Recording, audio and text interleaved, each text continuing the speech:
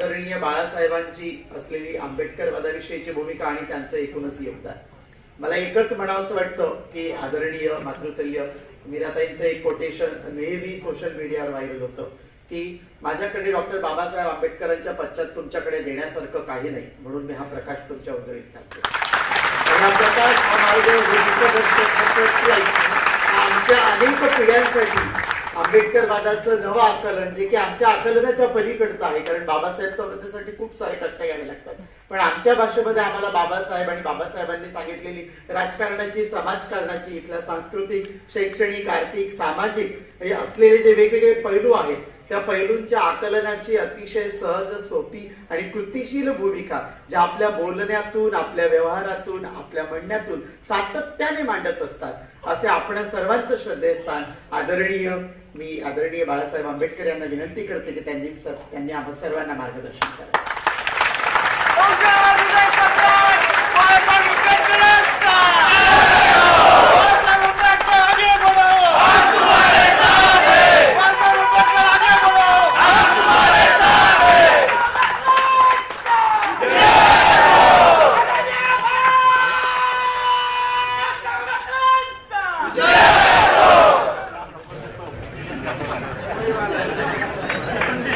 उद्घाटनाच्या निमित्ताने या ठिकाणी मंचावर उपस्थित असणारे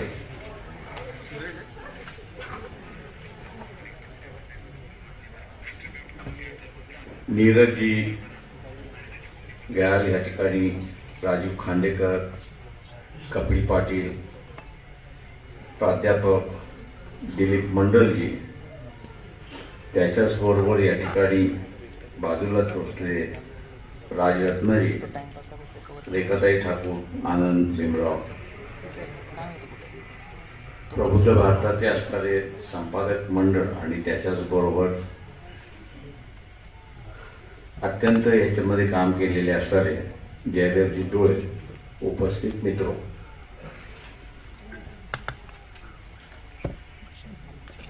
जे सुचत गेलं ते लिहित गेलं.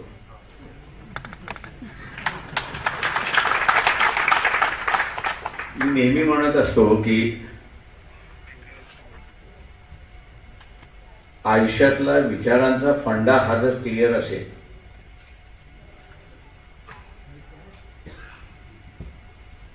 तर मग कुठलाही प्रश्न समजून घ्यायला आणि त्याच्याच बरोबर त्याची सोडवणूक करायला याला वेळ लागत नाही. मी हिंदी मराठी दोन्हीही वापर करेन, कारण का दिलीपजी आणि त्याच्याच बरोबर असतात निरंजन यांना असतात मराठी कठीण जाईल असं मला वाटतं.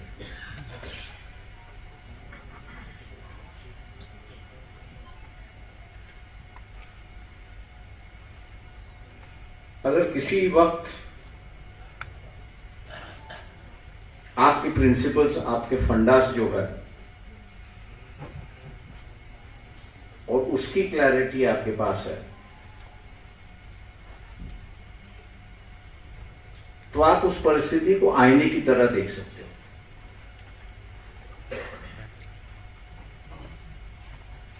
और आईने में जब कुछ दिखाई देता है तो शायद मेरे ख्याल से उसमें जो गलतियां हैं वो भी दिखाई देती है, जो सच्चाई है वो भी दिखाई देती है, जो बदलाव करना है वो भी दिखाई देता है, कुछ वैसे रखना वो भी आपको दिखाई देता है.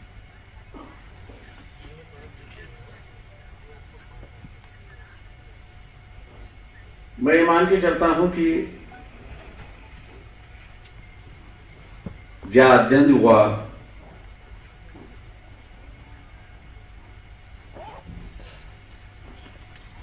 मां इस बात की एक जरूरत थी कि हम लोग अपनी लाइफ की प्रिंसिपल जो है वो तय कर लें, जो बुनियादी है वो हम लोग उसको तय कर लें.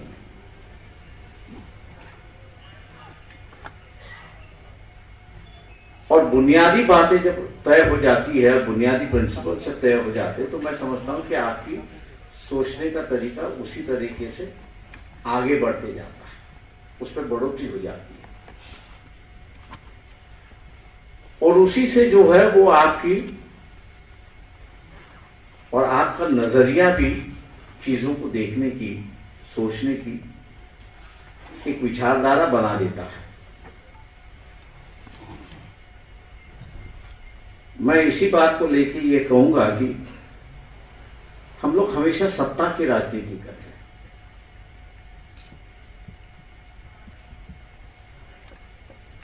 लेकिन मैं ये मान के चलता हूं कि सत्ता ये बात की बात है। समाज के अंदर बदलाव आया तो समाज के अंदर बदलाव जो है वो राजनीति में आईने की तरह दिखाई देता है। राजनीति एक आईना है। लेकिन जब तक समाज के अंदर बदलाव नहीं है तब तक आईने में कोई शक्ल दिखाई नहीं देती। शक्ल बनानी होती है, और जब तक शक्ल नहीं बनती तब तक मेरे ख्याल से कुछ दिखाई नहीं देता।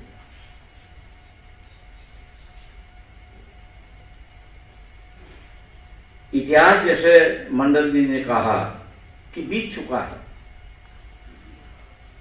उससे सिर्फ हम सीख सकते हैं, उसको दोहरा नहीं सकते।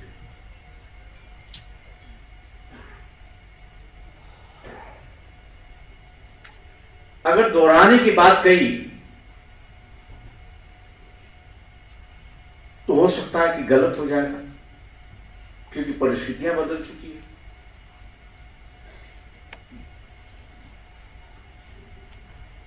और ऐसे वक्त में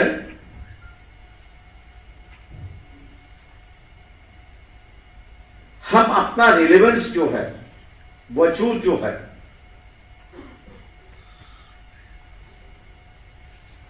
उसको हम किस तरह से बरकरार रखेंगे, उसको बनाए रखेंगे।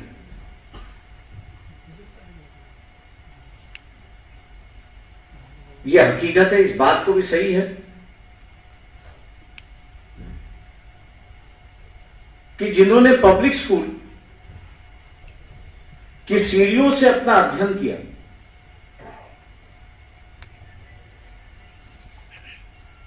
और एक मुकाम हासिल कर दिया, आज वही वक्त और वही व्यक्ति इस पब्लिक सीढ़ियों को काटने निकला।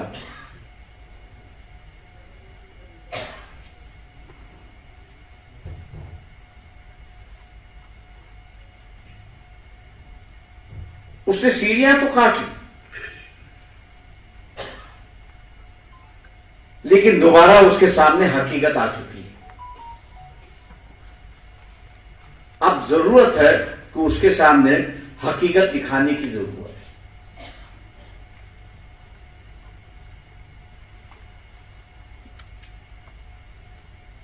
डिमांड एंड सप्लाई की एक थ्योरी चलती है। कब डिमांड की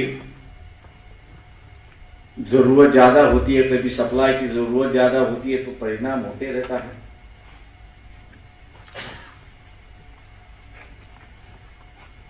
उसी तरह आज की इस मटीरियलिस्टिक वर्ल्ड में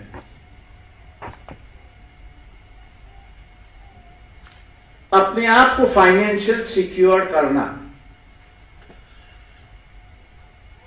यह हर व्यक्ति किसी की जरूरत हो चुकी है। और जिस बात की मंडल जी ने यहां पे कहा कि ईडब्ल्यू के रिजर्वेशन के माध्यम से दूसरा रिजर्वेशन के ऊपर असर हुआ, क्या असर जरूर होगा, नहीं ऐसा नहीं।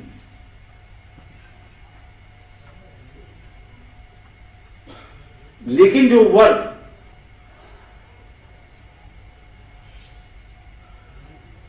इस आरक्षण के मुद्दे को लेके चिंतित है, डरा हुआ है, समाया हुआ है, आज दोबारा उसी वर्ग को परिणाम की शक्ल दिखाना जरूरी है। क्या हो सकता है ये दिखाने की जरूरत है। और फिर ये जो बिगड़ा हुआ माहौल हम लोग को दिखाई देता है, जैसे अभी दिखाई दिया, दंगों की राजनीति करने की कोशिश हुई,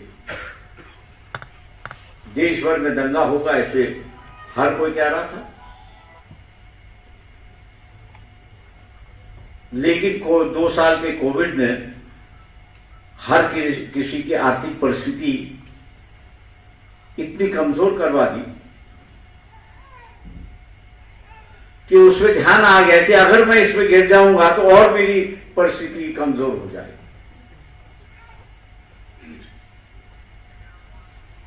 और एक तरीके से उसने दंगों की राजनीति से अपने आप को अलग रखा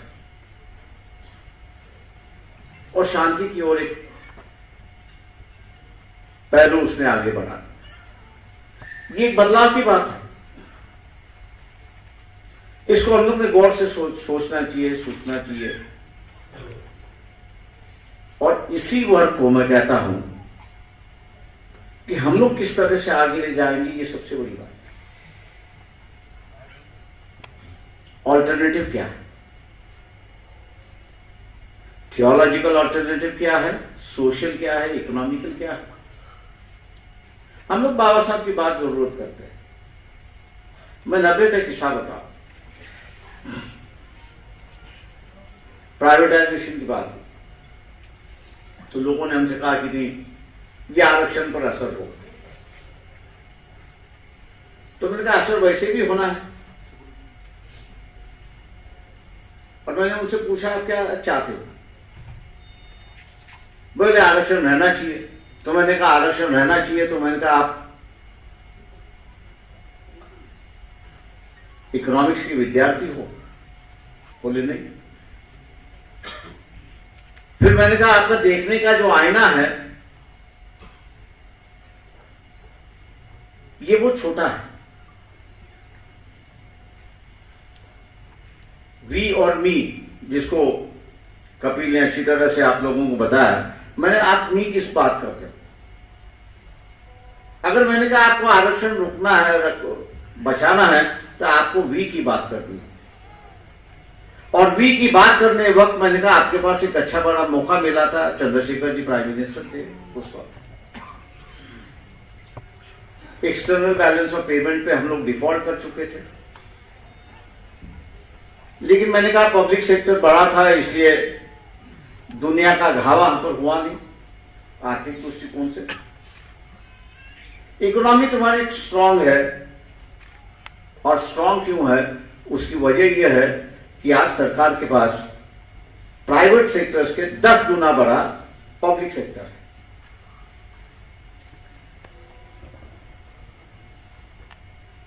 मैंने कहा इसको ये हाईलाइट करना जरूरी है कि भैया एक्सटर्नल बैलेंस ऑफ पेमेंट हमारा कभी भी हो सकता है।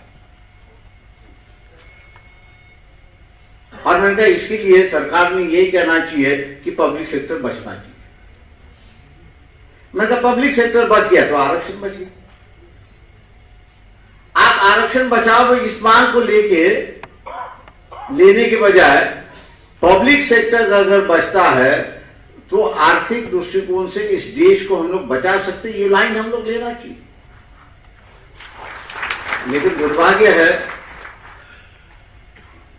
कि आज भी हम लोग वी ना बन सके, आज ही बन चुके हैं। और यही सबसे बड़ी कमजोरी है, ऐसा मैं मान के चलता हूं आज के वक्त में, कि धार्मिक शक्तियां जो है वो बढ़ रही है। उसकी वजह वही है।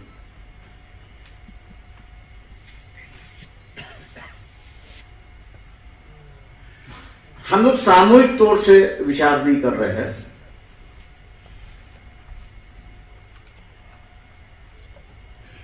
जो मुझे सिखाने आते, समझाने आते, सजेस्ट करने आते, तब उनसे सुनने के बाद एक सवाल करता हूं, भैया पिछले 5 साल में आपने कुछ किया क्या?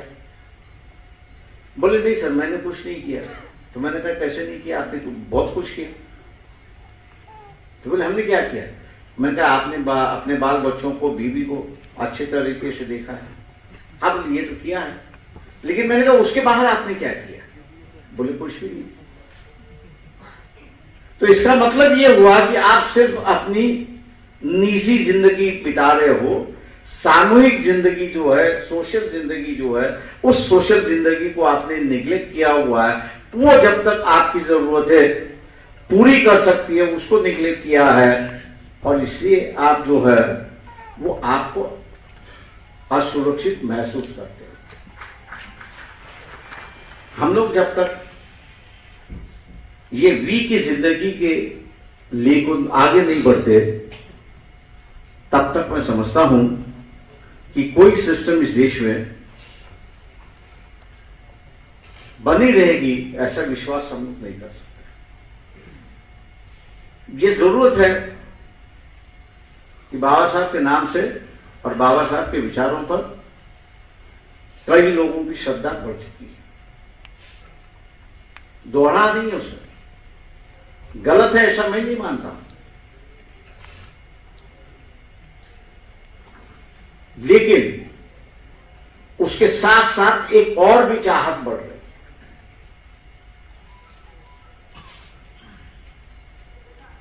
अपनी पहचान, एक इंडियननेस की पहचान, और इस इंडियननेस की पहचान को जो है वो एक धार्मिक कलर आ चुका है, और वो इसको हिंदुत्व का नाम दिया गया। एक तरफ हम लोग कह रहे हैं कि बाबा साहब आगे बढ़ रहे हैं, ये बात सही है। दूसरी तरफ जो है ये आइडेंटिफिकेशन की जो बात आ रही है, उस आइडेंटिफिकेशन की भी बात आगे बढ़ चली है। जीतेगा क्यों? जीतेगा वही कि जो विचारधारा से जुड़ा हुआ है। जीतेगा वही कि जो अपने विचारधाराओं का प्रचार कर सकता है, प्रसार कर सकता है।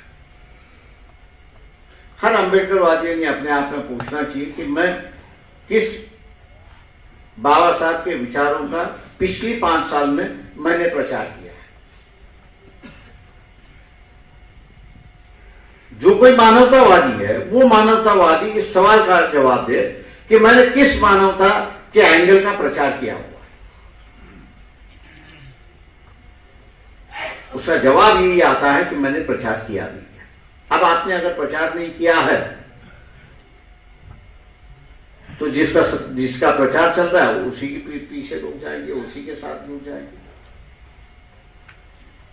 इसलिए सत्ता की राजनीति चलती रहती है, उसमें कोई दोहरा नहीं, उसमें कोई गलत है ऐसा मैं नहीं मानता। लेकिन विचारों की राजनीति और उस विचारों के राजनीति का प्रतिनिधि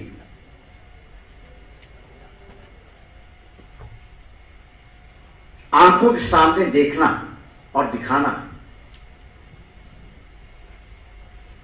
ये दोनों जरूरत है।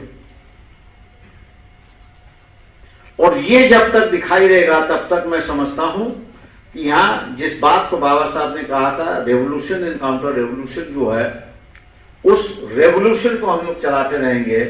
जिस दिन हमारा रेवोल्यूशन रुक जाएगा उस दिन काउंटर रेवोल्यूशन जो है, बाबा साहब भी कहते थे कि हमेशा जीत जाता है। उसी चक्कर में हम लोग फंसे हुए हैं, उसी चक्कर पर हम लोग खड़े हुए हैं। और इसलिए इस मौके पर मैं आपको आग्रह करूंगा कि दार्शनिक रूप से आपकी विचारधारा और आपके विचारधारा की पार्टी की पहचान और उसकी असलियत वोटों से जब तक नहीं दिखाई देती तब तक आप बच नहीं पाओगे। बचने का वही एक रास्ता डेमोक्रेसी में बचा हुआ है, क्योंकि एक विचारधारा की कितने परसेंटेज इस देश में वो दिखाई देता है, और वही परसेंटेज जो है वो यहाँ की पूरी व्यवस्था को कंट्रोल करता है। इसको आपको ध्यान में रखना होगा। आप लोगों ने जो आदर सत्कार किया, जो एक तरीके का प्रेम दिखाया, उसके लिए मैं आपका धन्यवाद हूं, आभारी हूं। जय हिंद।